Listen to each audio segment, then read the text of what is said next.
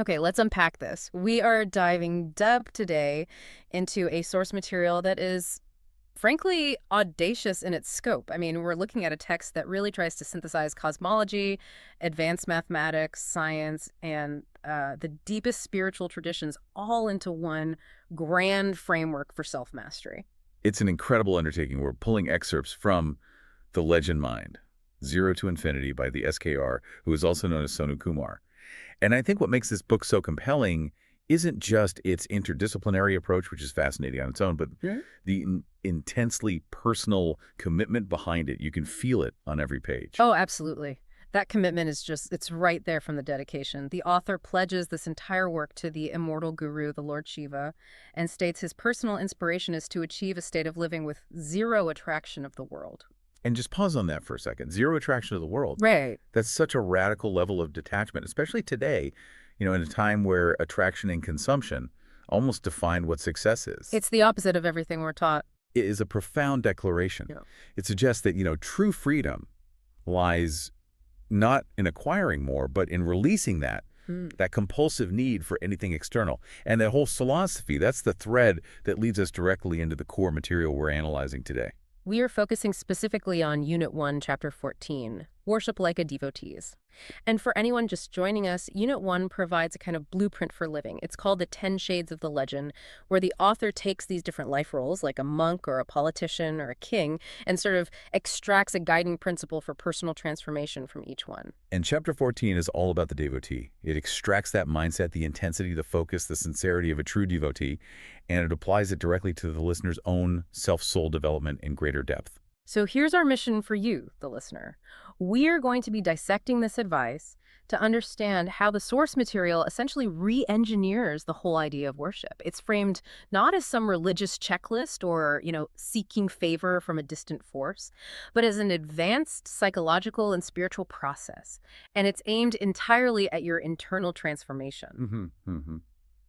We are looking for the precise tools, the tools for polishing that inner lens. Let's start with the fundamental philosophical realignment, because the text really just, it hits you with it immediately. Worship is about inner refinement. It's about moving away from seeking favor from a deity in the sky and turning the entire enterprise inward. This is where that synthesis of world traditions really starts to pay off. The text draws from Advaita Vedanta, from Sufism, from Christian mysticism, and even certain schools of Buddhism. And it shows that, despite their different languages and prophets and rituals, they share the same foundational spiritual mechanics. Okay, so what is that universal mechanism? What's the common engine driving all of them? The mechanism is this core belief in inherent divinity.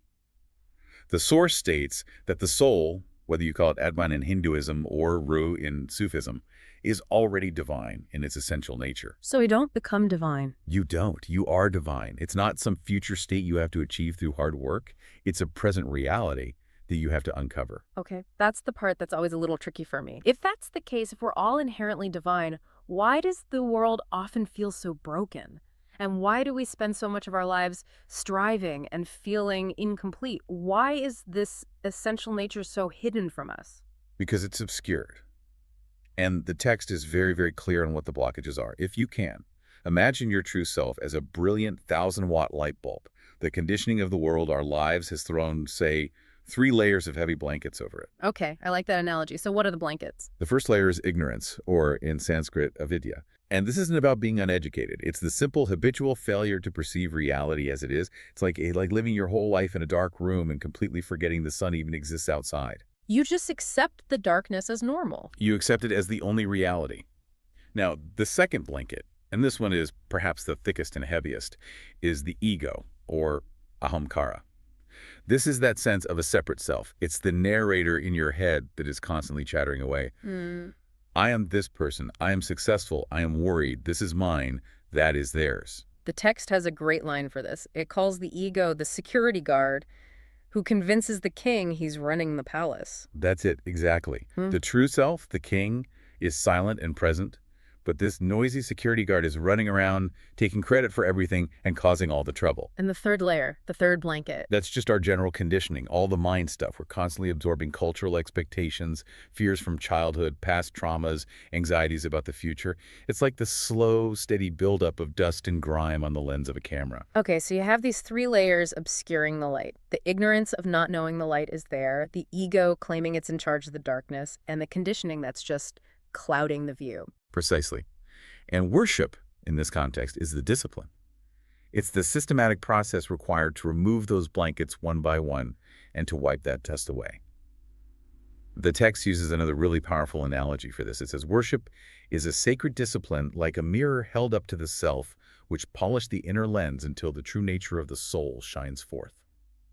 I love that. So the ritual itself, the bowing or the chanting, it's meaningless if it doesn't serve that purpose, if it's not actually polishing the perceiver. It's just empty movement. And if we look at this through a more modern psychological lens, worship is essentially a sophisticated tool for deconditioning the self. It's a form of self-therapy, but conducted at the level of the soul. Wow. And that leads us to the crucial turning point in the chapter. It's the quote that I think should stick with you, the listener, as we move through the rest of this deep dive. What's the quote? God does not need your worship. You need it to remember who you are. That one line just, it completely flips the script on what most people understand as devotion, doesn't it?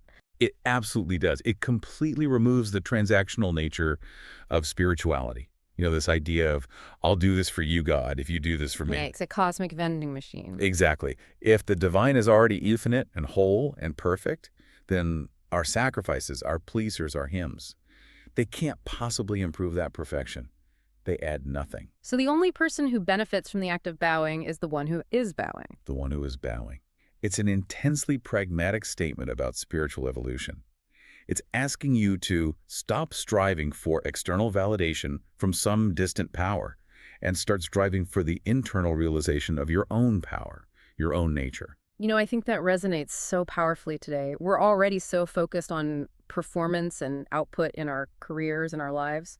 And if we carry that same performance mentality into our spiritual practice, we're just creating, I don't know, spiritual burnout. You are. And this perspective offers a relief valve. It says the purpose is transformation, not achievement. It's a process, not a test. Okay, so here's where that philosophical idea starts to translate into a practical journey. The source material outlines this transition that every serious devotee has to make. The shift from saguna to nirguna. Yes, from worship with attributes or form, that's saguna, to worship without attributes or form, which is nirguna. It sounds like a scene change in a movie. That's a great way to think about it. The saguna form is the necessary starting point. It's the map. It's the beautiful symbol, the idol, the mental image. It provides the mind, which craves structure, a concrete focal point. But the whole goal is to use the map to find the territory, not to fall in love with the map itself. And the text is meticulous here. It shows how all these diverse traditions share this exact same progression. Let's take Hinduism, for example. The devotee often starts by engaging with a tangible form of Krishna. The text describes him as the blue-skinned with flute as player. It's an image of supreme beauty, of divine play, of love. It's something the heart can latch onto. It gives you something to focus on. It does. But the deeper realization, the movement into nirguna, involves moving beyond that beautiful image to realize Krishna as the antarium, Which means? the inner witness, the silent, observing consciousness that is present within you at all times. So the visual of the flute player on the outside eventually fades, and the inner camera kind of turns around and focuses on that unblinking, observing presence within. Exactly. The form becomes a focusing lens that you eventually see through. Now let's shift to Islam. The practice there often involves reciting the 99 names of Allah the King, the Provider, the Merciful, the Just. These are all attributes, qualities. They are all saguna. They are attributes that allow the human mind to grasp something of the infinite. But the ultimate evolution, as the text notes, is moving past that recitation to experiencing the divine presence, nadur, beyond names. This is a state where the intellect is silent, and the divine is experienced as an overwhelming reality that simply cannot be contained by language. It's the move from trying to define the ocean by describing its waves to just feeling the full depth of the ocean beneath you. A perfect analogy. And we see the same path in the Christian mystical tradition, too. Devotion often centers on Jesus as a historical figure, the teacher, the healer, the sacrifice, the friend. This is a powerful, relatable form. Of course. But the transformation involves moving from that external reverence for the historical personage to abiding in Christ into consciousness, pure mind. What does that mean exactly? Abiding in Christ consciousness. It's the realization of the awakened state that Jesus represented. It's about embodying that pure awareness, that unconditional love, which transcends the boundary of your personal identity. You stop worshiping the teacher and start adopting the consciousness of the teaching itself. So it seems like what the source is telling us is that if our devotion remains purely external, if it's focused only on the form, on the statue, on the historical figure, it's ultimately incomplete. It's incomplete. The form is a launch pad, not a destination. It's a boat to cross the river. You don't carry the boat on your back once you've reached the other shore. That is the ultimate spiritual maturity. The external symbol has fulfilled its purpose when it has successfully led you to the internal formless essence. And at that point, you've successfully navigated the first two scenes of this journey, establishing the inner quest and recognizing the formless target. This intense focus on the essence, on the internal, brings us to the next crucial practical point: practice presence. The text defines this not as some passive awareness, but as active, vigilant attention to the now. This seems to be the core skill required to make this entire enterprise actually work. It's everything. It is the moment-by-moment currency of devotion. The text insists that you must be actively present, not just drifting in thought or rehearsing the past or fantasizing about the future. This vigilant attention is necessary because the divine reality, that nirguna state, exists only in the eternal now. So when your attention drifts, you've left the sacred space. You've left the scene of the sacred. You've wandered off set. And this emphasis on action performed with full presence, well, that's the very definition of karma yoga, the yoga of selfless action. Right. And the profound teaching here is that any mundane task, when it's executed with complete attention, it ceases to be mundane. It's transformed into an offering. If you are sweeping a floor, the action of sweeping, if done with full, undivided concentration, becomes a sacred act of cleaning the space. So you're not just sweeping for a clean floor, you are sweeping as an act of devotion. The outcome, the clean floor, is secondary. The quality of your attention during the act is the primary offering. The source material offers these very specific sensory applications to make this concept really concrete. It's like using props in a scene to remind an actor of their core motivation. Give us an example. Okay, think about the ritual of lighting a lamp or a candle. The text instructs you to look at the flame and not just see fire, but to feel it as the light of your own awareness. Wow. So the flame is no longer just fire. It becomes a physical manifestation of your inner intelligence, your inner light, that is dispelling the darkness of ignorance. It's a physical enactment of a spiritual process. That's powerful. What's another one? Similarly, when you perform a physical bow, the instruction is to feel the surrender in your bones. Not just to think about surrender, but to feel the physical sensation of your muscles releasing, your head lowering, and to anchor the mental commitment to humility and release in that physical feeling. So if the entire day, every action can be reframed as karma yoga, then the highest form of worship must be accessible to us at all times, not just in a church or a temple. And that leads to the second key quote from the chapter, one of the most practical and, I think, profound statements in the entire text. It says, "The highest puja is not what you offer on an altar, but the quality of attention you bring to every breath." That is the ultimate implication for daily life, isn't it? The breath is the most fundamental automatic process we have. It's always there. Always. And if the quality of attention we bring to that automatic process is the highest offering, then devotion is not a time box activity you do for 10 minutes in the morning. No. Daily mindfulness is devotion. It is. It shifts the sacred space from the external temple to your own lungs, your own consciousness. By anchoring your awareness to the breath, the rhythm of life, you stabilize the mind and you remain perpetually present. And as we just said, the divine presence, the enteramen, resides in the now. So if you are always attentive to the breath, you are constantly connected. This transforms the practice from something you do occasionally into who you are perpetually. So the message is clear. You don't need to quit your job and move to a mountaintop. You just need to bring mountaintop awareness to your current routine, to your desk, to your kitchen sink. That's the real practice. Okay, so we've established the intention, the pavana, which is inner transformation. Now, the source material gives us the methodology, and it's very clear that true worship has to be holistic. It must engage the mind, speech, and body all at once. So we're diving into the three integrated dimensions: internal, verbal, and physical. And that integration is absolutely crucial. You can't achieve full transformation if, for example, you are speaking beautiful words. That's vachika. But you're nurturing resentment in your mind. That's manasa. Or if your mind is still, but your body is restless and tense. Exactly, the kayik. They have to operate in unison. They have to be in harmony. So where do we start? We start with manasa puja. The text describes this as the most essential and subtle form of worship.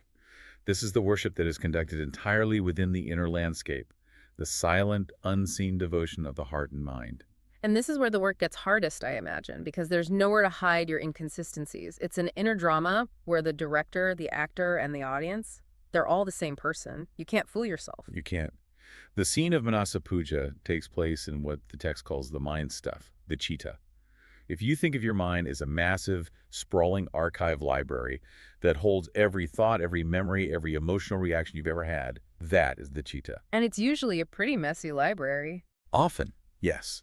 And the divine is said to reside right there, in the middle of all that chaos.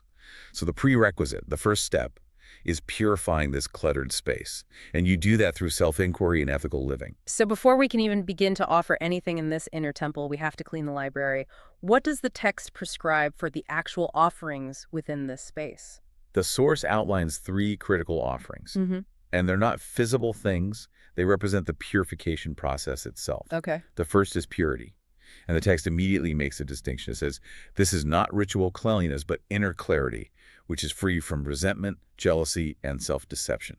This is an emotional purge, a deep cleaning of the heart. And what's the tool for that? How do you actually do it? The practical tool is self-inquiry, and it's captured in this one critical question the text poses. What am I holding on to that clouds my vision? Let's elaborate on that a bit. What does that self-inquiry look like in a real everyday moment? Let's say I'm driving to work and someone cuts me off and I feel this immediate, totally disproportionate flash of anger. How does Manasa Puja intervene right there? It's the pause. In that moment, the self-inquiry asks, why? Why is this small, insignificant external event triggering such a large internal reaction? The feeling, you realize, isn't really about the other car. It's about a deeper pattern of frustration, or maybe a need for control, or a feeling of being disrespected that's been simmering all morning. Yeah. You realize that holding on to that anger is like holding a hot coal. You're the only one getting burned. By consciously recognizing it and then releasing that resentment, you are making an offering of purity to your inner temple. You are cleaning the space. That's a very practical application. Okay, what's the second offering? The second offering is virtues, or karuna. The text lists specific ones: truthfulness, satya, compassion, karuna, non-harming, ahimsa, and selfless service, seva. So just being a good person. Well, yes, but the framing is different, and this is vital. These are not presented as moral requirements placed upon you by some demanding God. They are reframed entirely as sacrificial offerings. What's the difference? That seems like a subtle distinction. It's a huge distinction in motivation. When you choose satya, truthfulness, in a difficult moment, when it'd be so much easier to tell a small lie, you're consciously sacrificing the comfort of that lie. You're sacrificing the desire to manipulate a situation for your own benefit. That act of sacrifice is the offering. I see. The text gives us this powerful image. Each act of kindness is a flower placed at the feet of the inner beloved. So imagine you're in a difficult conversation with a colleague, and your first instinct is to get defensive. But instead, you choose compassion, karuna. You choose to listen. That intentional choice to be kind is the flower. It's the offering. You are purifying the space by filling it with inherent good, making the chatta a more habitable, more beautiful space for the divine presence to be felt. And the third offering, you said it's the most difficult to master. It is. It's surrender. And this is heavily influenced by the teachings of the Bhagavad Gita. The idea of acting without being attached to the results. Indeed. It draws on that core teaching. You have a right to your actions, but never to their fruits. Yeah. The internal worship culminates in this ability to perform your duty with absolute excellence, but then to immediately release the emotional burden of the result. If you are sitting there worried about an outcome, a big presentation, a medical diagnosis, a child exam grade, you are spiritually clinging to the fruit. So how do we practice this release in the mind? It's easy to say, let it go, but much harder to do. The practical advice in the text is beautiful. It says to do your duty, pour your heart into the action, and then release it like a leaf on a river. You visualize the outcome, the anxiety, the desire for praise or fear of failure, and you mentally place it on that leaf and watch it float away. That's a powerful visualization. It is. You recognize that your control ends with the action itself, and anything beyond that belongs to the universal flow, to a larger intelligence. This profound release is the offering of surrender, and it's what frees the mind from that perpetual cycle of stress and anxiety. So if the inner temple is cleaned with purity, decorated with virtues, and consecrated with surrender, what's the final act of Manasa Puja? The final act is meditation as supreme worship. Ah. It's the ultimate scene because it finally brings the director and the actor into unity. Stillness is the pinnacle because it directly addresses the source of all the chaos, the restless, wandering mind. By stopping it in its tracks. Or rather, by giving it a single point of focus so it can finally rest. Through practices like observing the breath or repeating a mantra like Soham, which beautifully means I am that, you train the mind to cease its external striving and just rest in its source. And when the mind truly rests, the illusion of separation between the worshiper and the worship dissolves. The internal worship is then complete. Let's transition now from that quiet, unseen inner work to the dynamic power of sound. We're moving to Vachika, or verbal worship. The source material reminds us that in Sanskrit, rok, which means speech, is actually conceived as a goddess of creative, transformational, vibrational energy. That's right. Our words are not empty sounds. They shape our reality, both internally and externally. In these traditions, sound is creation itself, isn't it? The primordial vibration. It is. Therefore, using speech as a mode of worship is a powerful tool for aligning our own personal vibration, which is often chaotic and dissonant, with the underlying cosmic harmony. So the central tool here is the mantra or prayer. And the text specifies, again, that a mantra is not a petition. It's not a shopping list you're sending up to God. It calls it a resonant key that unlocks inner states. A resonant key. I love that phrasing. If you think of your desired spiritual state, peace, love, clarity, as being behind a locked door, the mantra is the specific key cut to fit that lock.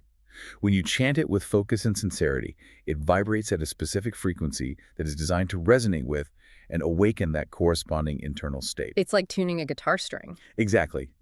You are aligning your personal vibration with that cosmic harmony. And the classic example the text provides, of course, is OM. Right. OM is not just a syllable to be chanted.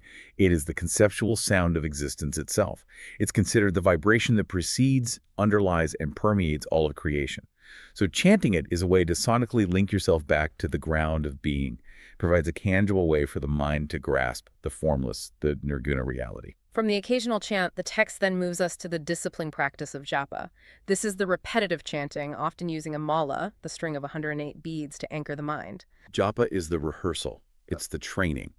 The beads anchor the body and provide a tactile focus, which helps keep you grounded, while the mind focuses on the sound of the mantra. The ultimate goal, however, is not the conscious, effortful repetition of japa. The goal is to transition to a japa. A japa, so spontaneous repetition. Spontaneous, effortless repetition. This is where the mantra becomes fully integrated. It's no longer something you do. It's something that is... What does that actually feel like? A mantra stops being an effort and becomes automatic. The source describes it beautifully. It says, the mantra becomes your inner rhythm, like a heartbeat of devotion. It's perpetual. It continues naturally in the background of your mind even when you're talking or working or even sleeping. That internal vibration is constantly holding your awareness in that sacred sound, perpetually grounding you in the divine. And finally, within verbal worship, we have the community aspect, the expression of raw emotion through kirtan and bhajan devotional song. This is the emotional scene of worship. This is where bhava, the feeling quality, is allowed to just take over. The source material recognizes that music is an incredibly powerful tool because it bypasses our intellectual defenses and speaks directly to the heart. It's hard to be cynical when you're singing your heart out. Very hard. And singing in community, or satsanga, amplifies this effect exponentially. It creates a shared field of love that can accelerate the dissolution of the individual ego. And the text gives a critical instruction here. Yes. It says to sing not to perform, but to dissolve. This is key. If the ego is performing, The worship is directed outward, looking for applause or approval.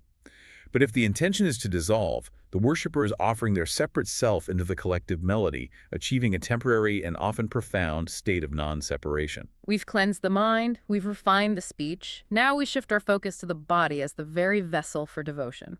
This is kaike, physical worship. The body becomes a stage where the inner drama of devotion is acted out. And the text is clear. The physical posture and the physical action must reinforce the internal intention. The body is the densest part of the self, and its alignment is necessary to align the whole being. And the very first act of reverence is posture, or asana. We are instructed to adopt an upright, relaxed spine that allows energy, prana, to flow freely. It sounds so simple. It sounds simple, but it is deeply significant.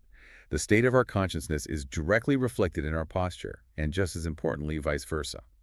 If you are slouching, the physical dullness actually inhibits the flow of prana, the vital life energy, which then contributes to mental dullness and fatigue. And if you're too rigid, sitting ramrod straight. If you're rigidly tense, that tension reflects an underlying anxiety or efforting. The goal of a proper asana is balance. The text says to be alert yet at ease. This perfect, balanced physical state is the initial offering.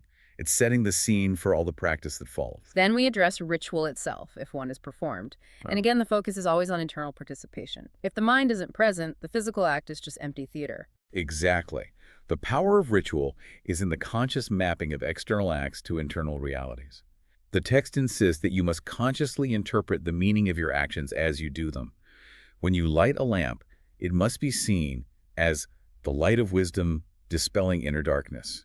You are enacting the scene of enlightenment in that moment. When you offer water, you must feel it as the flow of grace, acknowledging the constant cleansing presence of the divine in your life. So the power lies not in the performance of the ritual, but in the internal narrative that we attach to that performance. Absolutely. Your conscious participation is the engine. The external elements, the lamp, the water, the incense, they're merely prompts for profound internal shifts. If you just light the lamp mechanically while thinking about your to-do list, nothing happens. But if you light the lamp and visualize the darkness of your own ignorance receding, now you've engaged the bhavana, the intention, with the kayaka, the physical act. And the culmination of physical worship, the most potent physical act, is prostration or pranama, touching the forehead to the ground. This is the ultimate nonverbal declaration of humility and surrender. By physically submitting the highest part of the body, the head, which is so often symbolized as the seat of the ego and the intellect to the earth, you are physically manifesting that internal commitment to let go of self-importance. That's a powerful gesture. It is. And the text beautifully analyzes its profound meaning. It says the feeling behind it is, my ego bows to the truth within you and me. It's a recognition that the truth in the other person or in the earth or in the divine itself is superior to the limited biased view of my personal self.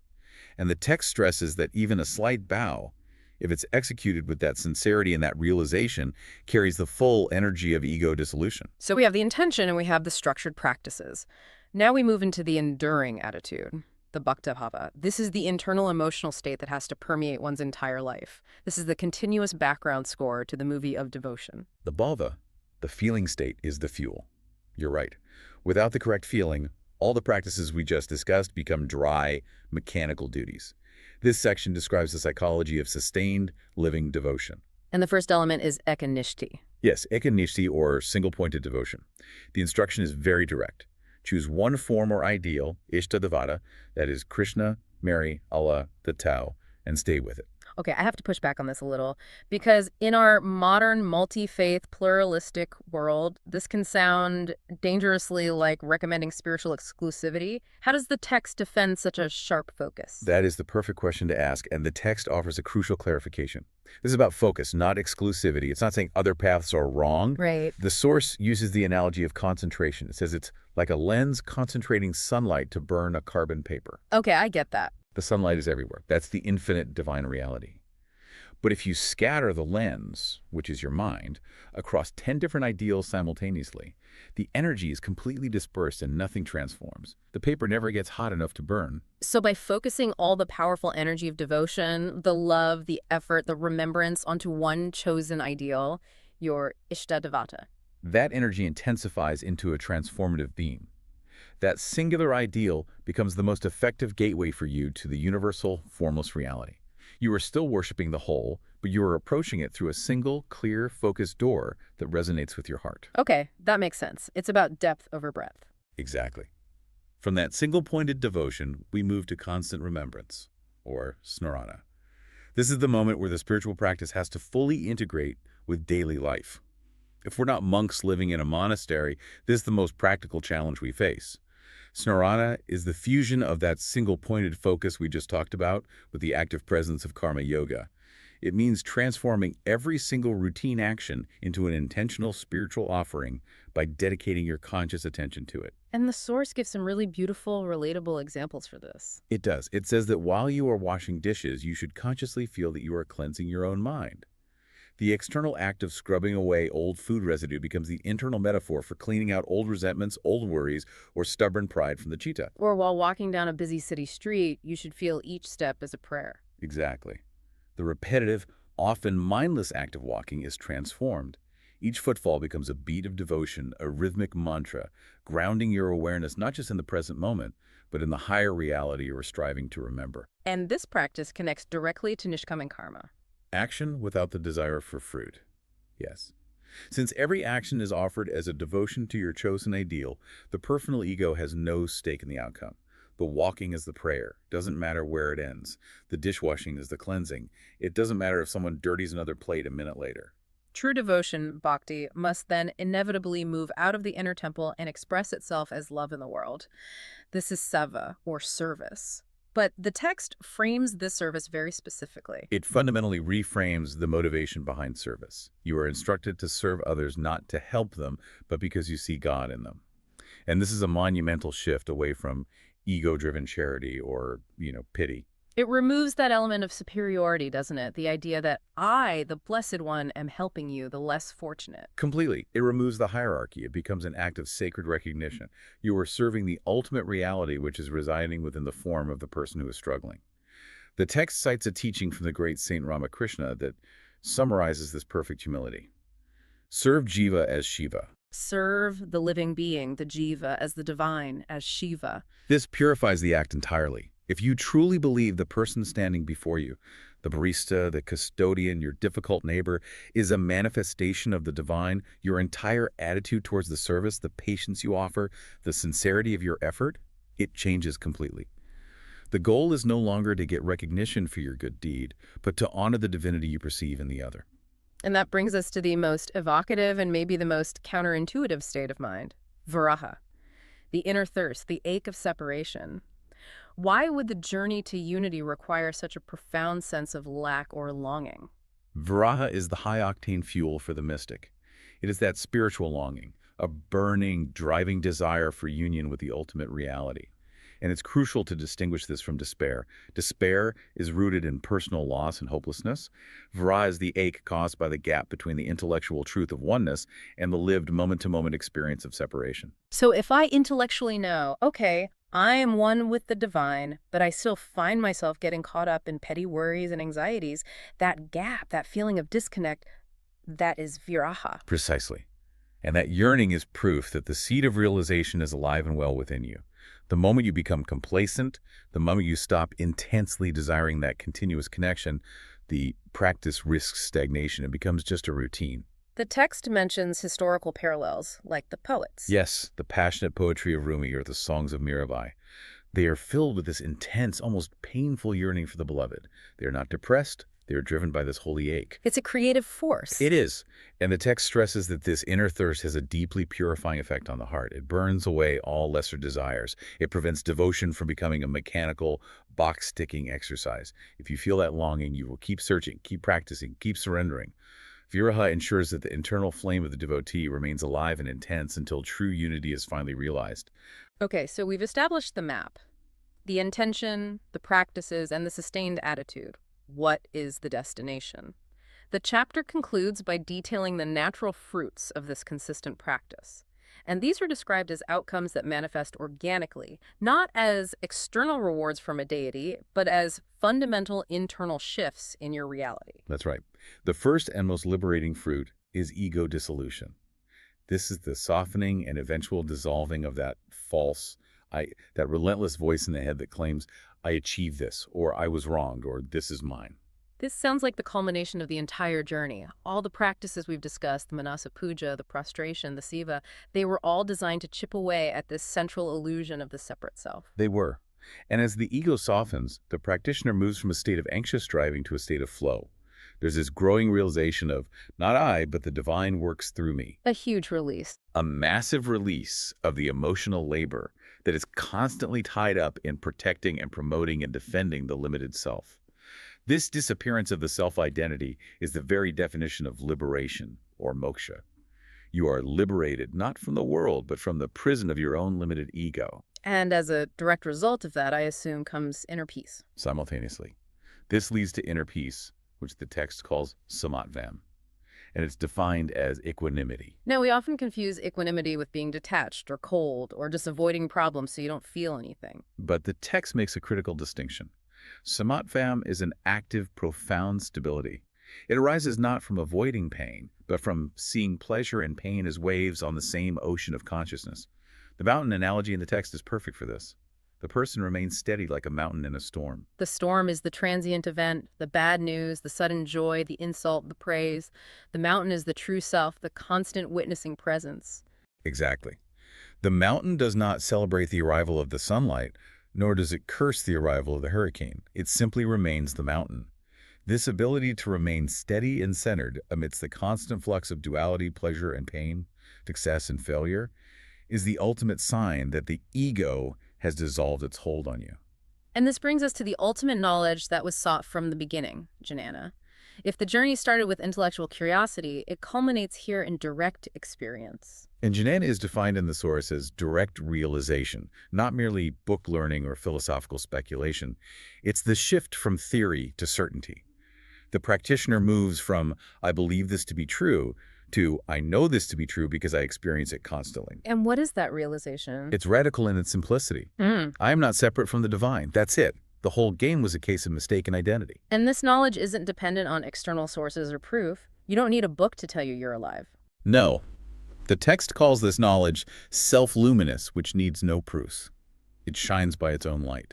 It's like knowing the taste of sugar. Once you experience it directly, no amount of counter-argument from someone who's only read about sugar can convince you otherwise. This is the ultimate synthesis of all the practices. The philosophical truth finally becomes your undeniable, lived reality. So we've covered the entire spectrum from that initial philosophical reframing to the final state of liberation. The journey is circular, isn't it? Or maybe it's more like a homecoming. I think that's the perfect way to describe it. And the source material provides this final, elegant summary of the whole chapter. It says, all rituals, chants, and services ultimately point to one truth. The divine desires nothing but your awakened self. So the ultimate effort is an effort of remembrance. That's what it all comes down to. Precisely. The chapter concludes by reiterating that central metaphor. You are not trying to become divine, but you are remembering that you already are. Worship is the path of remembrance. It's an act of stripping away all the false layers, rather than trying to build something new. You are dismantling the self-imposed prison of the ego until the inherent infinite nature of your soul is finally revealed. This deep dive into worship like a devotees has shown us that true devotion is an intensely focused, systematic project of self-transformation. We established the core intention, the pavana, that the purpose of devotion is entirely internal. We explored the structured practices of the three modes, the internal cleansing of the Manasa Puja, the vibrational harmony of Vachika, and the humble surrender of Kayika. And we saw how cultivating that bhakta bhava, that single-pointed focus, constant remembrance, sarana, selfless service, and the relentless driving force of inner thirst, viraha, naturally produces the fruits, the stability of samatvam and the self-luminous knowledge of jnana. It all comes back to that initial radical premise. If worship is for you, not for God, then the entire structure of the universe is, in a way, designed to support your own self-realization. And the final powerful insight from this chapter is really the most profound paradox of the entire journey, which emphasizes the complete dissolution of the ego. It says, when the worshiper disappears, worship becomes complete. When the I that was striving and struggling and hoping to be devoted, when that I finally vanishes, Then there is no separation. There is no striving. Yeah. And there is no need for the external act of worship anymore. In that disappearance of the separate ego, only love remains in your soul. And that, the text tells us, is the soul's homecoming. that brings us back to the practical application of this entire deep dive for you listening right now. The highest puja, the highest form of worship, we learned, is the quality of attention we bring to every single breath. So if all action performed with full presence is worship, we have to ask ourselves, and we ask you, what is one routine, mundane action you could transform today by bringing the quality of active, vigilant attention to it? Will it be the first 5 minutes of your workday before you open your email? Will it be preparing your evening meal? The act itself is secondary, the presence is everything. That one intentional shift, that's where the transformation begins. It's something truly powerful to ponder as you navigate the rest of your day. Thank you for joining us for this deep dive into the essence of devotion. Until next time.